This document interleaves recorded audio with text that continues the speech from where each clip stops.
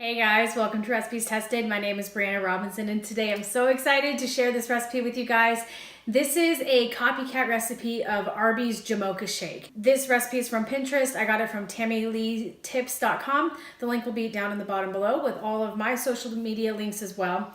I'm so excited to share this recipe with you guys because my sister is like low-key obsessed with Jamocha shakes. She will go to Arby's just to get these, and every time she calls me and she's like, Brianna, you need to get these. These are so good, and she just raves about them. So I'm excited to make a homemade version of them because we all know homemade stuff just tastes that much better. So if you guys are curious to see how these turn out, just keep watching and I'll get testing.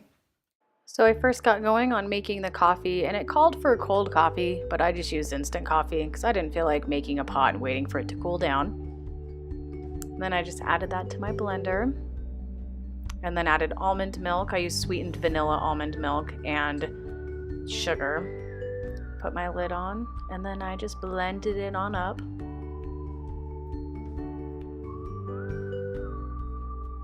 And I have no idea why it's like crazy on the camera right now. Sorry. And then I put in the ice cream. And chocolate syrup. I just eyeballed this chocolate syrup. About 2 tablespoons here, and then put that on and blended it until it was all done.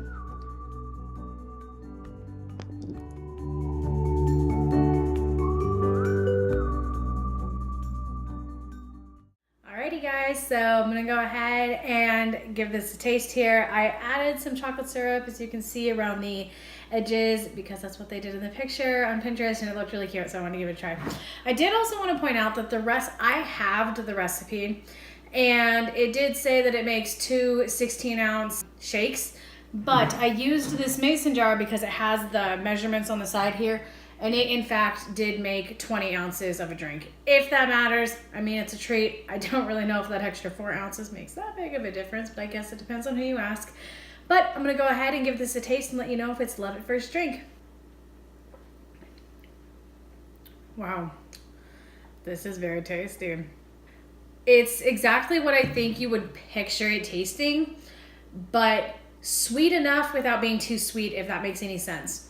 It's a perfect amount of coffee to chocolate. Do you ever get a mocha that's like super chocolatey or way too strong of a coffee flavor?